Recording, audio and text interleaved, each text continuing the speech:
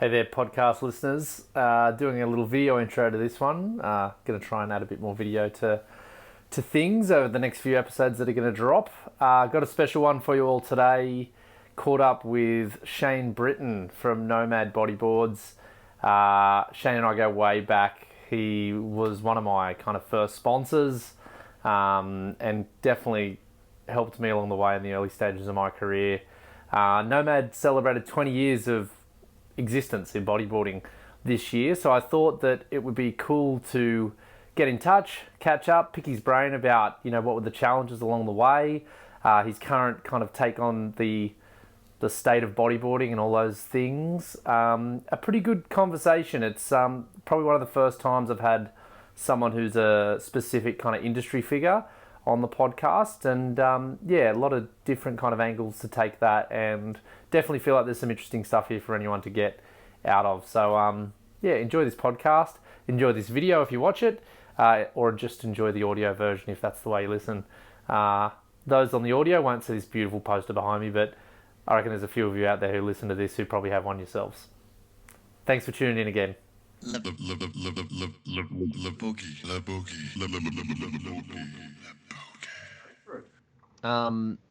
Well, thanks for joining me on the podcast. In the context, it would have been great to have your brother Mark here to celebrate the kind of 20 years of the business and the brand and everything like that. But we're in the middle of the COVID-19 crisis, so what's kind of a bit of the daily disruption about like that at the moment in Melbourne, like where you guys are, or Victoria generally? What is it that you got to kind of abide by, just so the listener can maybe understand the situation? Yeah. In Melbourne at the moment, we're under stage 4 restrictions, which basically means we're not allowed to travel 5k from home in any given circumstance except for work.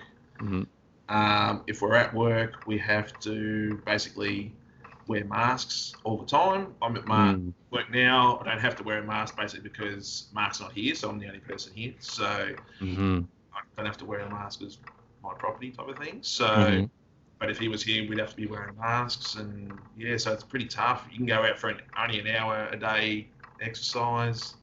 That's crazy. Yeah, it's pretty, and it's been like that. Like we've been in it for 3 weeks. We've got 3 weeks to go, and right to the start of that 3 weeks, we were in stage 3 for 2 weeks prior to that, which we're already pretty strict. So I haven't been able to go surfing for 5-6 weeks now. And with another 3 weeks to go. Jesus. Okay. Well, that's pretty full on. I mean, it must be a bit of a challenge. I mean, in terms of running the business itself, though, is there a bit of a crew down there in the warehousing side of things that you need to kind of keep distance from as well, or is it pretty much a two-man show? No, we've always kept it tight. Mark and I have always been pretty self-efficient that way. We've run... sort of done everything ourselves the whole time. So. Oh, really? So there's never been a bigger team than just you two getting this brand? We do have outside help at times. Definitely in terms of some designing at times, we've had outside help. Design in particular, board shaping, all that sort of stuff. We've had a lot of help. We've got a good team around us, but generally here at the office and warehouse, it's just the 2 of us. Yeah, right. Okay, cool. Hey, there's a bit of a tapping sound coming through on your end, I think, a bit. Is there something operating there, or? I have a heater under the desk. Is that it? Is it turning its head or something like that? Office here. Yeah. I just want to see if it's something that we can get out of it, because the listeners will kill me. That's it. What was that? That was the heater. Oh, no. Are you going to freeze now? It's heater, man. Oh, no. It's about 3 degrees in the office. Oh, really? Yeah. Okay. All right. Well, let's just see how we go for a sec. Enjoying the creature comforts. Yeah. Oh, no, I think this noise is still there, actually, so it's not the heater. It's just kind of in the background. Oh, it might be that noise. 2 heaters. Hang on. See what that one is. That might be the other heater. Oh, it's like some grinding sound. Oh, it's like a little tap. Yeah. One of those, wall heaters. Maybe that was it. It's still going, though. What is it? I'll edit this bit out. It'll have to cool down. Oh, okay, no worries. Well, let's just carry on then. I can try and edit it out in the end. So it's been a two-man show from the very beginning. I guess, like, in discussion, of this podcast, I want to kind of touch on a few different things, but I think it's always cool for people to understand the origin story. So in the beginning, there was Mark and Shane, and then there was Nomad. How did that brand come to life between the two of you? What's the origin story of the brand itself? I guess, the origin story would be when I was about 12 years old. My old man's always been a waterman, really good body surfer, and he tried to encourage my mum to get in the water with him, which is, always fun and games. Partner doesn't really enjoy the water as much, so when I was 12, he bought her a bodyboard for Christmas. And basically I just snabbled it straight away. It was just love at first sight for me, pretty much. So from there, we started bodyboarding, all the time. Mark and I have always just had that passion for it. And after a while, like, as we were both had careers already that we're sort of heavily involved in. But we always wanted to do something bodyboarding, So we started a little hobby business, and that was Nomad. Yeah, right. And how did you coming back to your mum's board? What kind of board was it? Do you remember what type it was? It was literally a Kmart special. It was a one-piece foam board. Yeah, right.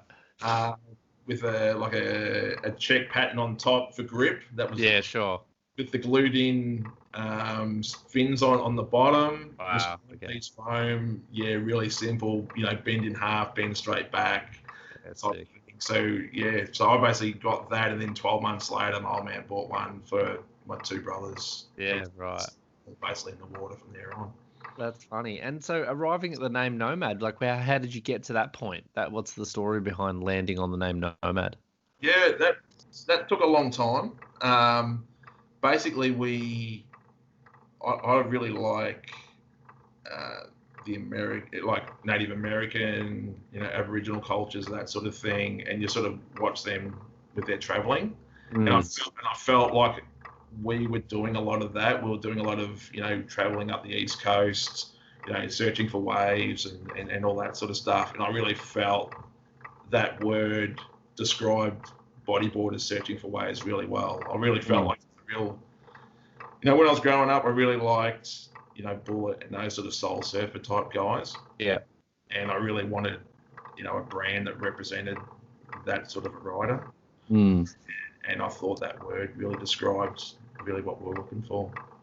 Cool. And so the name was available. You could register it. You started getting that kind of graphic design and everything done. If I remember correctly, it was clothing in the very, very beginning, right? That was kind of the first step. That was the sort of the passion to begin with. Was the clothing type of thing.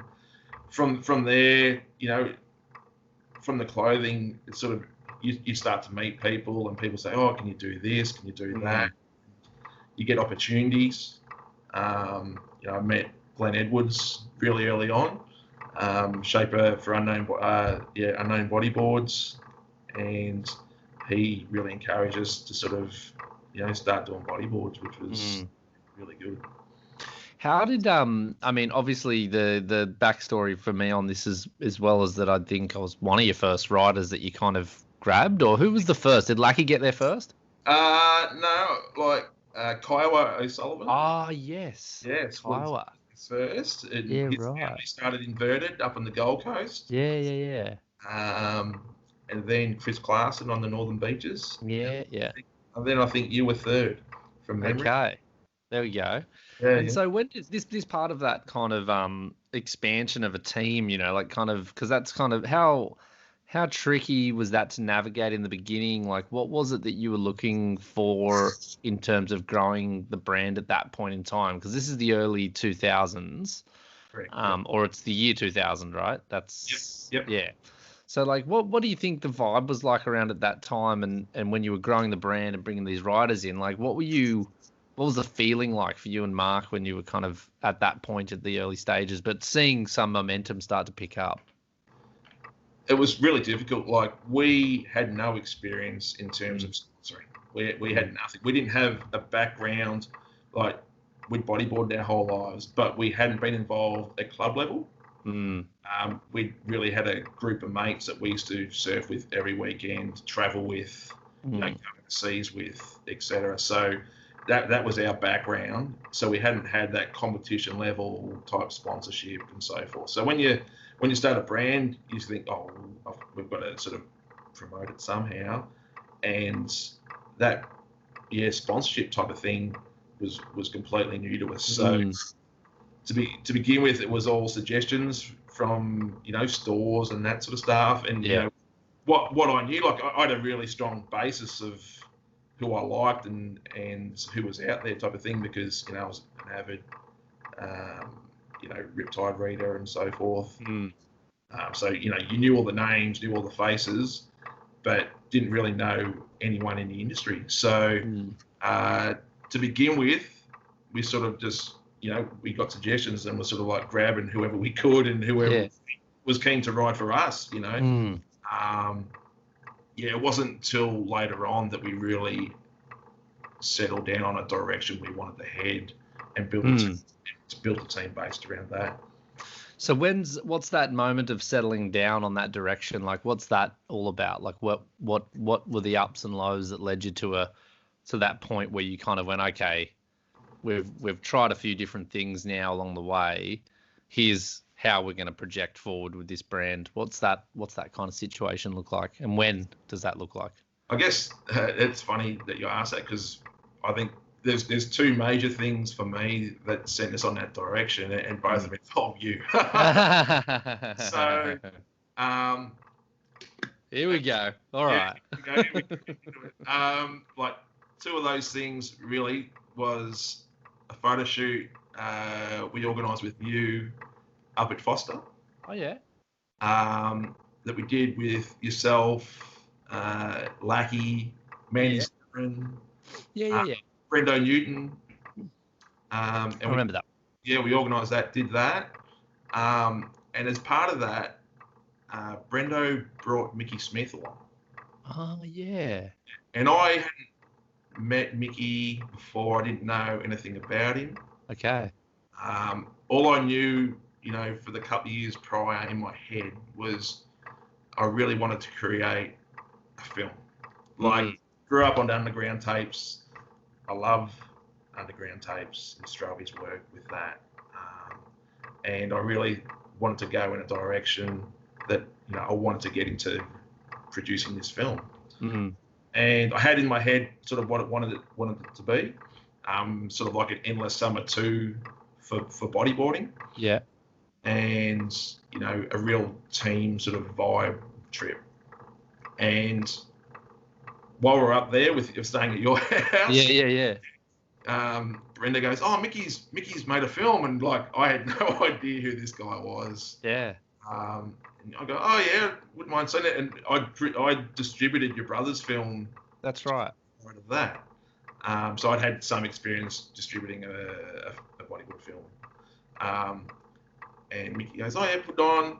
And it was Against the Grain. Yeah. And that blew my mind. That film was like, this is exactly what I had in my head I want to do. And a lot of things that sort of pushed me along the way is meeting someone that's done it before. Even with Nomad in the beginning, we're at the 1999 Nationals, which were held at Portsea in Victoria. Oh yeah, that's the one I won. Yeah, which is basically our local break. So, and at that comp, good memories. There was a couple of guys from Croydon and Melbourne here who were selling bodyboard t-shirts at the back of their car. And I said to Mark and I've been talking about it for a while, and that went, that was the driving point. It was like, if they can do it. Yeah. And then after meeting Mickey and seeing his film, and I think that film's phenomenal, it was like, well, if Mickey can do it, we can do it, type of thing. So at that point, it was like, all right, we've got to start moving in that direction. Mm. The other sort of driving force was your trip to Hawaii. My trip to Hawaii. Yes. Which one? The pipe comp. Okay. Where you missed your heat. Mm. Well, that was to Maui. Right, was that Maui? Yeah, that was the Maui one. Yeah, that's I mean, that's a big moment for me as well, of course. But what is it from your perspective? So from my perspective, again, I wasn't that into competition early on. Yeah.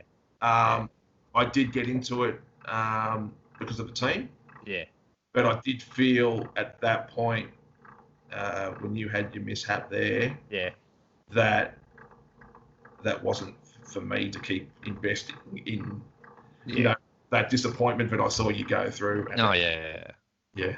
Well, does the audience know about that? Have you discussed that on the podcast before? Oh, it's come up before. I mean, I think it's one of these things that, you know, I was just really lucky, to be honest, in that whole story around that, because it's really definitive for me, because I kind of just held on for a year or so afterwards, just kind of floating around with it, going like, I hate this, but I'll do it because these guys are supporting me. And I, you know, just kind of drifting, not really putting effort in, and, you know, like not having a goal anymore, you know, like it was very destructive for my motivation. But I was really lucky that that soon after there was a kind of like a, what's the word for it? Like a vindication that I wasn't like tripping out. I wasn't just some weirdo who just didn't turn up to his heat. There really was a phone message that wasn't updated because Sean Cooper and Michael Chappell, who were also on on Maui at the time for the comp, they didn't turn up to the event either that day because they used the same telephone link up to see if it was on before they drove the hour north to the North Shore of Maui. So that only came out a while after. I remember them saying, yeah, we didn't go either because we heard it wasn't on. It wasn't on, so we didn't go. And I was like, shit. Like I thought I was losing my mind a little bit, you know. But yeah, I mean, I totally get that shift for you guys because, you know, like you think of all the money, and it's still a problem today, you know, like you look at all the money that riders have to spend to compete, and then you look at the outcomes for the sponsors who are funding that, and it's pretty hard to justify that spend if you want to build a brand. It wasn't really, it's not the money though. It was okay. All the loss of, you know, seeing a rider and a friend with a loss of power of being able to fulfill their destiny. Yeah. Oh, well, that's sweet. It's the way I see it. It's sort of like, you know, yes, we're investing in you, but at the same time, like missing out on a phone call, which then you know results in a chain reaction. Yeah. It's pretty tough to watch someone go through. Yeah. So after that was really a point where I felt like with the team we had to sort of chase our own destiny. There's definitely a way to sort of, for me to view it, which basically resulted in us building a team that led to Rome. Yeah. And I think that's really interesting. So, and I mean, it's a huge vulnerability, I guess, maybe in business, and maybe part of your job all the time over the last 20 years has been to kind of get as much control over your own destiny as possible. So you're not like vulnerable to things you can't control, so that you continue to grow and all that kind of stuff. So taking it away from competition in bodyboarding is like, that's a huge vulnerability because, you know, how many years is there a to be confirmed world tour, which, you know, everybody kind of sits and waits for the final confirmation a month and a half before it happens, and then they rush to get the tickets, and, you know, it's a pretty gnarly. Yeah, I think there might have only been a couple of years in all that whole scene where it looked like it got some stability, but, you know, as far as I can see, since even coming back, it's still that really on the edge of happening or not, and then you're not really in control of what you want to do that year anymore. You're very just waiting to hear what happens and then you react. So it's an interesting step. So coming to Rome with that kind of ramp up to production, what were some of the kind of interesting steps in that process that kind of vindicated that you were on the right track with the brand? What did you see or feel that made you kind of understand? Yeah, this is the direction that Nomad should be on now. I think it was more just my passion. Like after the underground tape stuff, growing up with that as a kid, it was something I guess I wanted to fulfill anyway. So, and then after meeting Mickey, we distributed The Road for Bryce Thurston. Yep. Which led to a relationship with Bryce and Glenn, Thurston brothers. So from there, once Glenn got on the team and Bryce could sort of say we got Chris James on the team, Yep. We had Lackey and so forth as well. It was really a thing of Bryce was interested in filming for us, and it was basically just coming up with an idea for the project, really. Yeah. Which ended up being pretty crazy, really, when you. In the end, we put up, choppers at Luna's. And... Yeah. I mean, did the budget blow out on that? Like, did you sink a lot of cash in that exercise, or was it? That was massive. Like, I went down and project managed that shoot myself just because I was sinking so much money into it. And it was such a wild thing to do. Like, just to have sort of 5 or 6 people in the water. Luckily, it was in Victoria down here, so it's a little bit more controllable. I was able to source, the chopper guys and all that really easy. But at the same time, it was, like next level. Yeah. Do you look back on it and go kind of, like, particularly when it comes to renting choppers to film from? I mean, it's pretty wild to think that, I mean, it's been quite a few years now that, just a drone would have done the job. Oh, if drones had been here then, it would be amazing. But it's sort of like, that was such a crazy day in itself. Like, we got chased out of town by the local surfers, and oh shit, it was it was a good time. But did this happen at the same time as the kind of shift, like, to situate this moment? Because I don't remember all the history so clearly in this period, but like, it was probably when the IBA took off. Okay. When money got into that at that time, so it ended up being we sort of created an alternative to the IBA. Is what I like to look at it. The IBA went huge at that time. They had comps everywhere. Yeah. It was really up to a rider to either follow that, and now year is gone because travel budgets and time away from home. So it was either do that or free surf. And I think we really pushed the free surf. Yeah. And the internet was kicking off too then, right? Like, YouTube views were becoming like that was definitely prior to YouTube really taking off. Oh, okay. It's like DVD sales were still really good. Okay. All right. So that was the business model still at that time. That's what justified that spend. That covered our ass in the back end of for doing those sort of films. Yeah. That and Rome 2 Rome 2 in particular was a massive expense. So right. Yeah. But were the DVD sales still there to get it back, or was that? Yeah, that basically it covered itself. So Rome was a gamble. The way I look at it, Rome 2 was basically justified after what happened with Rome 1. Okay. Yeah. Moving forward from that point, because I just think what's one of the interesting things about the journey for Nomad, and aside from the kind of decisions to bring in different products along the way, as you said, that's just like partners that you talk to and they ask questions and you go, yeah, we can do boards, or yeah, we can do this. And you also expanded out with other brands as well over time. To my understanding, it's what you got, Custom X limited edition. Yeah, so Mark and I founded limited edition. Yeah. Fins. We founded Attica wetsuits. Yeah. We do some distribution for Custom X here in Australia, as well as GT boards and number 6. Oh, okay. So those as well. Jeez. Right. So we've done bits and pieces for everyone over the years. Like, and again, it's just creating relationships and having good friends in the industry, really. Yeah. That sort of result in that. So. Yeah, and so that And then on top of that, we purchased Function Bodyboards in 2009 from Dave Tulloch. Yeah, exactly. So these are all kind of like normal business decisions that any brand would make as they grow. Yep.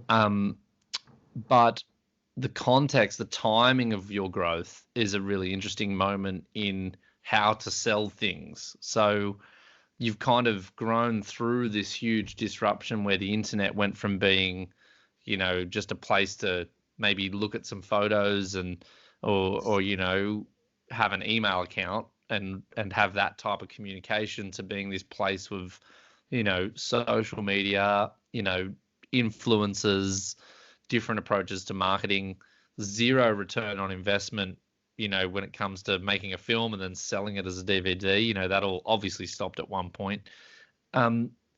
What has been your biggest learning over that period? Because whilst you've grown and continue to at least be here in the industry, other brands that were much bigger than you have basically vanished. What's your secret? How have you done it? I've got no idea, mate. I think Mark and I are pretty lucky that we've never felt at the top of the game, type of thing. It is, you know, you're always chasing someone bigger, I think, in that respect. We've always sort of lived in the moment and never been too nostalgic probably until this year. Yeah. But yeah, it's definitely living in the moment and going, oh, we just sold something to a store, you know, and be happy with that. And they go, all right, well, then we're going to sell this thing. You know what I mean? It's just, you know, being enthusiastic, I think, more than anything, and just valuing the relationships you've got with all the retailers out there and everything as well. It's just got to, you know, keep happy. And honestly, this is better than what I was doing. Yeah, right. What were you doing beforehand again? What were each of you doing? Same background as your old man. Like, that's what I thought.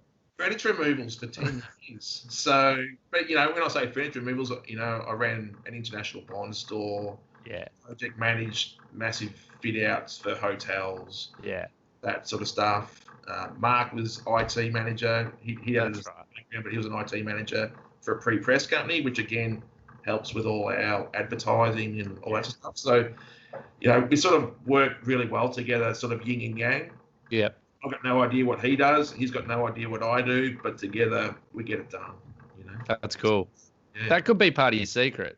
Yeah, possibly, but you're just not invested in every little piece of the entire business all the time. Yeah, so there's literally there are very big differences between yourself and Mark when it comes to your roles and your skills and your interests. Absolutely, yeah. Yeah, I think we want to hit one of the secrets. I was always keen on doing the films, for example. Yeah. He said it was too big a risk, and right. So, you know, it was my passion for that, but he's got, you know, passion for other things like all his work and all that sort of stuff. So yeah, it's definitely a yin and yang between the two, which works really well. So from my understanding, at least experience, was that in the beginning with the boards, it was Glenn Edwards who was shaping the Nomad boards in Australia. Is that where production first started on the boards? Glenn was shaping for us out of his Gold Coast at Burleigh Heads there. And was doing so for years. It was with the shift overseas. Like, how did that kind of work for you? Because that was a big moment that kind of took place throughout that growth period for all bodyboarding brands. They kind of had to adjust to this reality of production in Asia and really figure it out. How did you guys get there? Because that was, you know, pretty much Glenn again. Yeah. Like, I give Glenn a lot of respect. Like, he had a lot of history in the industry prior to meeting us. He worked for Rio Pipo and that back in the day. Yeah, that's right. And Evans went out on his own. And basically he got to a point, we were getting bigger than we ever thought we'd ever be. Yeah. And sort of he suggested we go to Taiwan to start shaping boards, because that's where he was buying all his material anyway. So materials weren't going to change. And the quality out of there was just getting better and better. And that took you to the Agit. That's the main manufacturer in Taiwan, is it? Yeah, that's correct. Yeah. Yeah. I mean, it's interesting because it's not really much of a secret that boards are either made in Adjit or they're made in Indo at the Brody factory where, I think it's Hub Boards and Mez and Science are kind of all coming out of Indo and you're coming out of Taiwan. Yep. How have you, has it always been an easy pathway in Taiwan? Like, has it been straightforward? I mean, this company, Adjit, they also make all those wave storms, right? So they know how to make a lot of stuff. Yeah, absolutely. Yeah. Have you been over there much to check it out? I used to go every single year. Yeah, right. Yeah, right. The good thing about Adjit is they've always got people on board to better their own production. They've always been collaborative and always listened to everything, all the feedback that you sort of get out of there. Yeah. It's kind of weird because I've never dealt with Mez and the Brody sort of force. I've always had a good relationship with Adjit, and that's mainly because guys like Mark Dale, owner of Number 6. Yep. He's a big part of that factory. Over the years, Todd Quigley and Jared Gibson have all worked out of that factory as well. And they've just been able to bring production right up to a standard that's, I think it's world class. Yeah.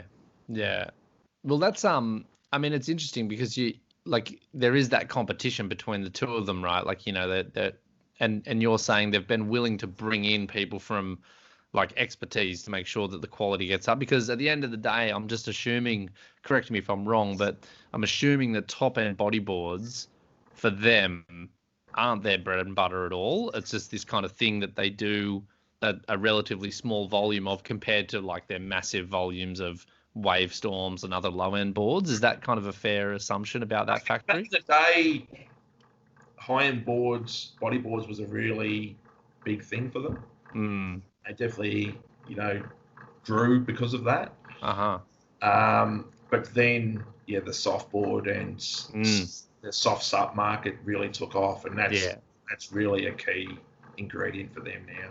Yeah. Bodyboarding for them now isn't as big, but for our relationship, it's to be honest, I think all the things they've got into over the years has only benefited bodyboarding for us. Okay.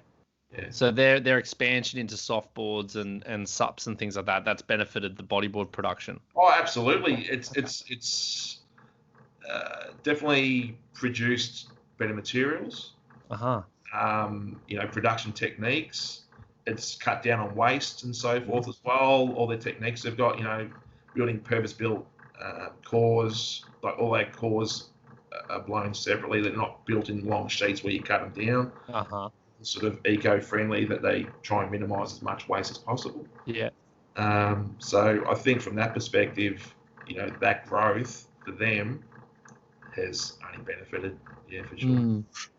What's a bit of a off the cuff kind of side note on this production discussion, but what do you think happened with the bodyboard brands when it came to this softboard revolution that really took place, over the last, I guess you could say it's probably 15 years or 10 years.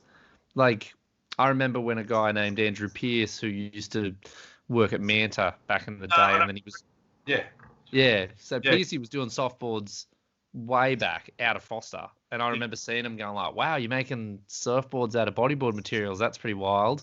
And like thinking, that's not going to take off. I was 19, didn't know anything. But, like he was making them back then.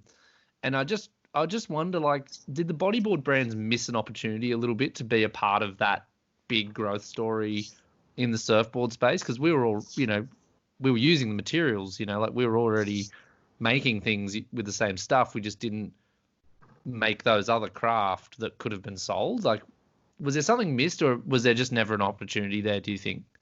Well, to be honest, I think certainly in Australia, a lot of the bodyboard companies also have a softboard element to their business. Like we do with, Ryder here. Yeah. Certainly World Bodyboards, have a brand. Manta had a brand that they were selling as well. Yeah. I think, there's a couple other companies out there at the moment that are also distributing softboards as well as bodyboards. So Yeah. I do think in Australia in particular, I'm not sure about overseas, a lot of that softboard sales has benefited bodyboard companies. Okay, so it has actually come into the pie here. Yeah, but then at the same time, you are encouraging surfing, Exactly. which makes it very difficult. Absolutely. Because like it's a pretty big revolution in a sense, and a huge disruptor to bodyboard sales, I'm assuming, because you can take this surfboard in between the flags in Australia, which was one of the main selling points of a bodyboard, or at least a parent going with the bodyboard in the beginning, was that I know, at least with my parents and many other kids, one of the reasons why we got a bodyboard and not a fiberglass surfboard was because we could use them in the flags and be safe at the beach. But as soon as these softboards came along, that argument was gone, and the kid could get a surfboard shaped bodyboard and then stand up in between the flags. So it kind of broke down that step that kind of saw many of us, I think, stay on a bodyboard and see that it was a good craft to ride and enjoy. Absolutely. So yeah, has it been this kind of predicament for you with sales? Like, has it been this challenge as a bodyboarder running a business and then looking on shit, we probably need to sell some of these softboards? That is probably part of the reason we got into it, just because we could see there was that evolution taking place with surfing. But at the same time, it probably coincided with a dip in high-end bodyboards. It wasn't, I don't think, anything to do with, that sort of issue at the time. I don't think it was surfing taking off and bodyboard dropping. I think it was more that 2008, drop in sales. It sort of hit sort of 2010 in high-end boards. But right, we're only seeing the last 2 or 3 years of high-end board sales are actually starting to increase again. Okay, and this is directly related to the global financial crisis. Absolutely. In 2008. In Australia, I think like the GFC was 2008. I don't think it really hit here until 2010, 11, properly. So we got that sort of lag time, but you can definitely see an increase in the high-end bodyboard sales right now. Is that the only cause of the dip in bodyboard sales in Australia? I mean, it's not. It's been pretty interesting to see, because I was out of it at the time through these years, and so there seemed to be this period where Australian bodyboarders were earning money sponsored, and they had these bigger brands, and then everything did kind of seem to change from 2012, 2013 onwards. Everybody just lost all their sponsors, so it seemed. I mean, is that just the global financial crisis, or what? You've been here the whole time. Like, what happened to kind of cripple that Australian market a little bit? The catalyst for Australia was probably the closure of Bodyboard and Surfco. Yeah. Bodyboard and Surfco, owned by some really good friends of mine, Mick and Marina. They closed their shop. I'm not even sure what year it is now. It's probably 2013 or something like that. Yeah. That sent ripple effects throughout the bodyboard industry here for sure. Yeah. That was a tough time. When Mick closed the store, it was sort of like the death of a good friend that, seen that store. It's like they'd been there before we'd even started. So it was definitely a wake-up call, I think, for everyone in the industry at that time for sure. What do you think that wake-up call was, though? Was everyone too reliant on one retailer to get their boards to the market, or what were the main lessons out of that? Because part of what I've seen, interestingly, is that bodyboard sales online, like going purely online and kind of leaving the stores behind, hasn't really happened in bodyboarding as much as it's happened in other kind of apparel or product categories. Are we just really loyal? Do we try to loyal to our own detriment, or is it what's going on? Well, I hope we are loyal, because I truly believe, especially in Australia, that if it wasn't for a lot of the really core bodyboard retailers, we wouldn't have anything. Like a lot of those core retailers, like Inverted, Bodyboard King, SWS, Emerald, Shed 9 in Victoria, they all, if it wasn't for those stores, they're supporting a lot of the bodyboard clubs or even running the clubs themselves. And certainly, Bodyboard Surfco was exactly the same. Like they were running 2 clubs at the time in 2 different states. And I think that grassroots thing, I'd hate to see that loss because, those retailers shut down. So I think it's imperative that everyone stays loyal to all these retailers. And I apologise to anyone else if I missed someone. No, but WA. That's an interesting insight. But that's an interesting insight because, like, you're saying that a lot of the local clubs that are operational are only really operational off the back of these local retailers. I think so. Yeah, they're truly supported, and those stores are basically a clubhouse. Those clubs, I think, guys go and hang out and just talk shit, which that's essential. Right? Yeah. It's amazing how essential that is, like to be able to hang out with other people that are like-minded as you. And, I'm lucky. I sort of get to travel the whole coast every year, except for this year because of the COVID thing. But every year I'm on the road for like 8 weeks and visit every single store. And every time I walk in, you see people sitting on the couch and just talking. And, it's just essential to our sport. Yeah, cool. I mean, where do you see coming to the, you've gotten to 20 years in the game. During that time, there's been some big players leave, or they haven't left. Maybe they've just changed dramatically. And I'm thinking about your Mantas and Rio Pipos and, even a brand like 4Play was seemingly in the mainstream, BZ. There's so many big brands that just aren't really like they used to be.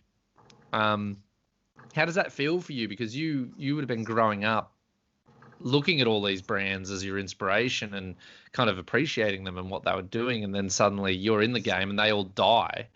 How did that feel at the time, and what do you put that down to, or what do you put their decline down to in your own kind of experience?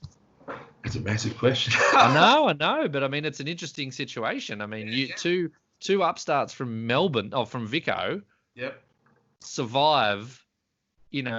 I mean, who would have thought? Would you have ever thought 20 years ago that the biggest brands would not be around and you would still be here? Like, my first real board after that crappy board I talked about earlier was the Max 7, so, and my second board was a 7SS. Like, that's just what it was at when I was growing up. So I was heavily influenced in that brand.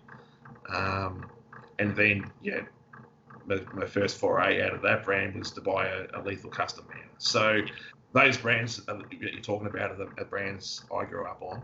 Yeah. But, I honestly don't know. I don't know how things have evolved and changed. Things, like you're saying, things have evolved and changed so quickly. And maybe it's failure to not adapt as quickly as that. Maybe we just started at the right time. I mean, they had long periods of time that they were highly successful, and they I don't know, they've lasted 40 years. They've probably been around 40 years now. Like I've only been around half that time, so it's really hard to comment because in 20 years I could be exactly the same. But I mean, maybe it's to do with your size, brand, or maybe we've managed to keep it really tight. With our company, and I listened to your interview with Tom years ago. And how many employees he had at the time, and that's what I mean. Well, mate. So it's and we're operating completely different, sort of on a completely different level. So I guess it's hard to really say. Yeah, but I think there might be something in that. It seems like because I'm going to get Terry Fleming on the podcast pretty soon. He actually lives in Foster now, so he's going to be pretty easy to catch. Yeah. But I was before I was on the Nomad boards, I was with Manta, and I think I was on the clothing whilst riding for Manta still back then. Anyway, I was working in the factory at one point, you know, like I think every Manta rider. Oh, you there?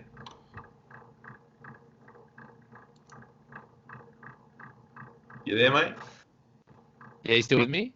Yeah, you dropped out. Sorry. Yeah, that's all right. Sorry, you're data saying. Sorry, go for it.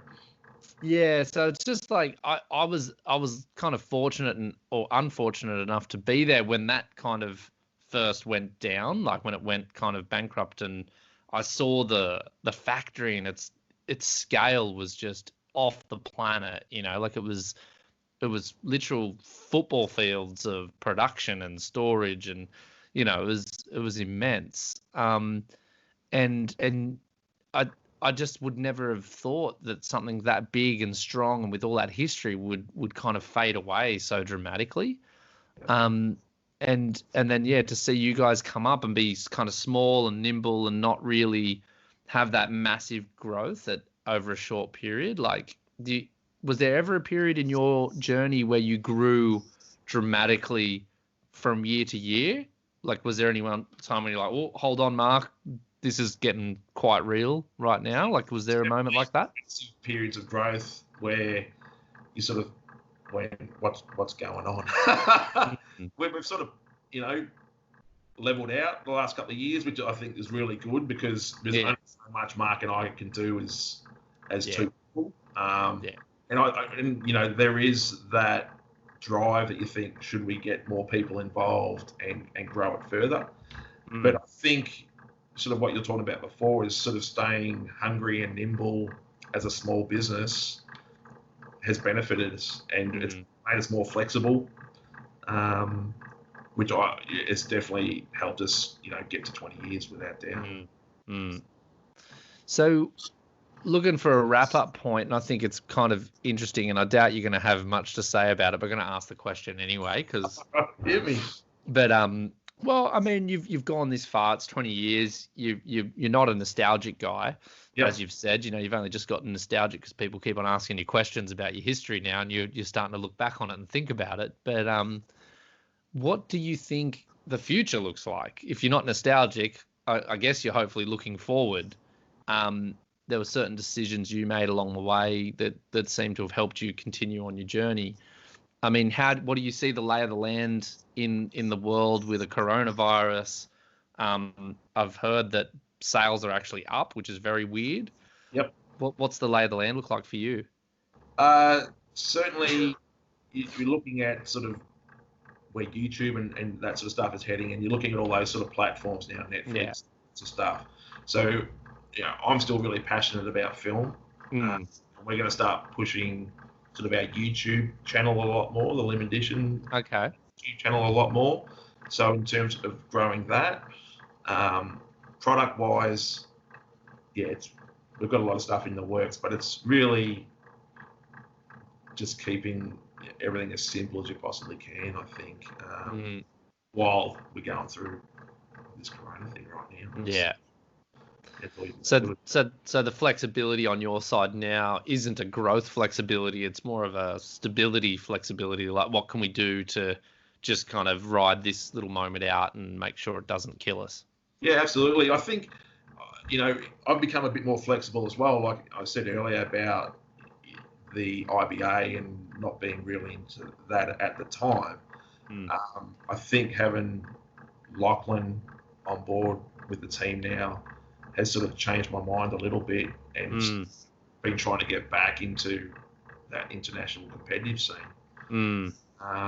So I have been watching that a lot more recently, as you know, and you've been back involved in that as well. Yeah. I'd really like to see, you know, that take shape.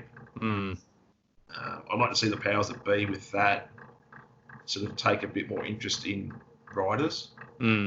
Probably, you know, their situations and being able to make it, you know, a tour that will be beneficial to everyone that's involved, riders and everyone else involved. You know, I think,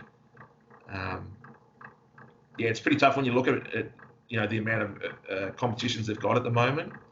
It makes it really tough for a rider, you know, 100%. To follow the entire tour, the entire year. It's really not cost effective for them to do that. So it's, you sort of look at that and think, you know, where can that go? Because we're really involved. I'd really like to get back involved with that. Okay, with competition. Yeah, I think so. Like, you know, I can see, part of our team would like to do that.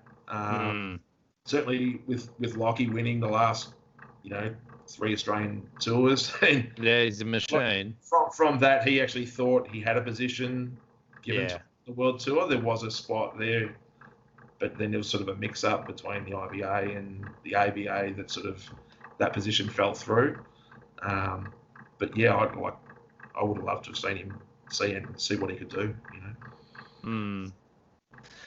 I would like to see that too. And I think on that note, let's hope that things do get in order and that it is more kind of rider focused. I know that that's one of the biggest challenges I've noticed with it all since getting back involved, is it's just completely uneconomical and it's just not feasible at all to really do a world tour with the current level of sponsorship and just the current kind of expectation of people when it comes to their brands and stuff. There's a lot of work they need to do to really keep that moving. But I definitely look forward to that. What do you think of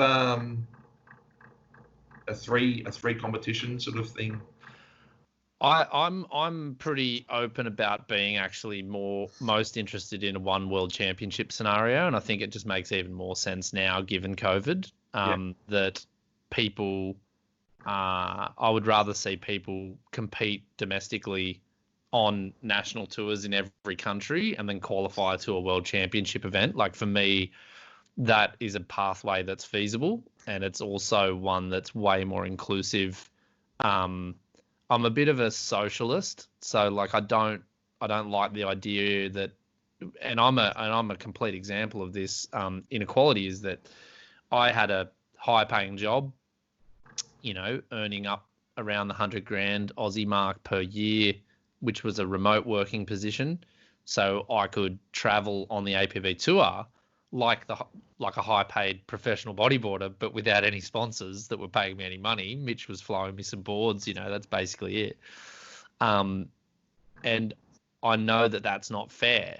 I know that it's only my good fortune that saw me able to be there. And I remember there was the first year when I came back, my goal was to crack the top 24, which seemed completely outrageous at the time because I hadn't competed in 8 years or 10 years or whatever, and hadn't practiced much either, which was very challenging. And living in Sweden too, without the ability to practice much. But I knew that there was this system whereby you had to count one kind of 4-star event plus your 3 Grand Slam events. So the 4-star event was Sintra, which for me was just a completely horrible place to go to grovel and try to expect a result. But I knew that I had to go to get those points, and it didn't matter if I finished dead last. I knew that if I go to Sintra, if I spend this money and go to Sintra, I'm going to it's definitely going to increase my chances of getting in. Without it, I'm definitely not making that top 24. So I spent 1,200 euros, in accommodation, food, flights.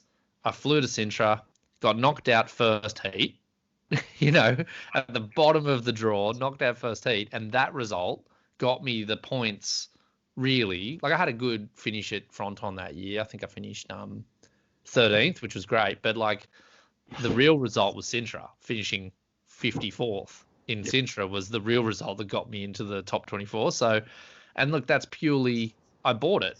It cost me 1,200 euros. Like, that's not cool. Yeah. So I don't like that. I don't like that was a system. Forcing someone to fly internationally for a qualifying event. And Exactly. We're not the WSL. No. We haven't got the money for that. It needs to be run basically like the way I run this company, just tight and Yeah. it can be done. It can be done. Maybe we need you in the competition world, Shane. Oh, no thanks. I look at the way 40 used to do it, though. Yeah. Those events, the skins and all that. And Yeah. We were lucky enough to work with 40 for many years when we were sponsoring Shark Island and so forth. And the way he was doing it at the time was definitely the way. Shoestring. Yeah. Yeah, and I think that's so that's why maybe three events on a world tour, it's way better than 6 or 7. 3 could work, but I still worry that if you had 3 different events around the world, it's still a huge economic cost. So yeah, for me, and also I guess I just look at the golden days for me in Australian bodyboarding was when pretty much none of the top riders were competing on the world tour. They were all in the Australian tour, and you might remember some of those days. I'm not sure if you went to any of the comps in 98, 99, but that was, and even in the year 2000, some of those comps were crazy. The level, we went to the Yorks Peninsula in South Oz, and we had a Moray Pro, and it was nuts. It was stacked. It was the most competitive event I reckon I've still been in, and that was because everyone was competing domestically. So I think when you have a world tour that draws people away, their local tours suffer, and I'd rather see those riders. I'd rather compete against Lachlan Cramsey and try my luck there against these guys here to qualify to a world championship somewhere else. And I think, and I probably wouldn't make it now, but that's okay. I still think it's the best thing for the sport. So it's funny. I'd love to see. I was on the ABA board for a little while, and was going to a lot of the comps last year. I went to quite a few of the comps because my son started competing. Yep. And went in one of those. I actually entered one of those events as well. It was a bit of fun. But I was always shocked that we can't get those guys there. And there's plenty of cool guys around. Literally around, yeah. It's like guys are too scared they're going to lose, so don't bother turning up. It's all just go and enjoy yourself, have fun. Yeah. Yeah, I think it's an interesting problem because there is I went and competed at the Gold Coast Bodyboard Club event, a month and a half ago. And, it was fun. And it was good practice. And, there's still those small rivalries, I wanted to beat Mitch, I didn't want Liam O'Toole to beat me, it was kind of you got these little things you still want to achieve. And they're still very effective. But who cares as well? The sausage sizzle was fun too. It also doesn't matter. Well, it's funny because, I said earlier we weren't involved with clubs or anything like that. But the last 6 years, Mark and I have got heavily involved with the club down here, the Mornington Peninsula Bodyboard Club. Yeah. And, we've been competing and, just have an absolute ball with all the crew. It's all you're just hanging out with people that are like-minded, and why wouldn't you want to hang out with them? Yeah, exactly. Well, I think that's a nice little positive note to step up to wrap this one up. Oh, yeah? I've got one little... Oh, you got the Outlaw. The Outlaw. Here it is. That's the first one. My signature hasn't changed much since then. So you still got one. That's sick. I got one. It's actually the one from the 2004 Shark Island. No way. So it's signed by all the crew. Oh, wow. Signed. Epic. Yeah. That is epic. The Outlaw. See that? The Outlaw.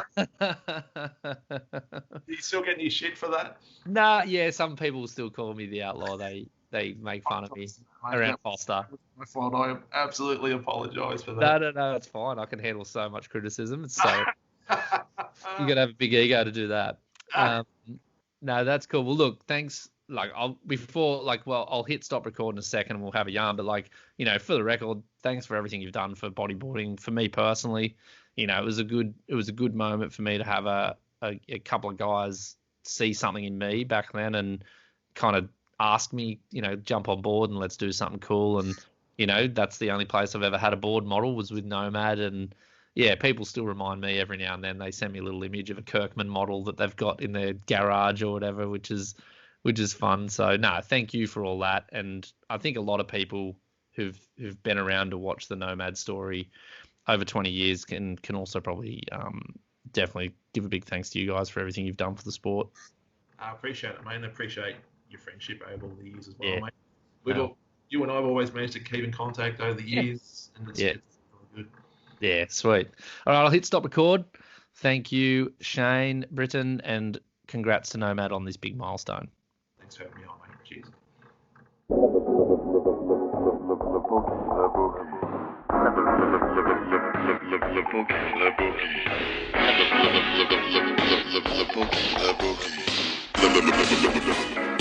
The Boogie.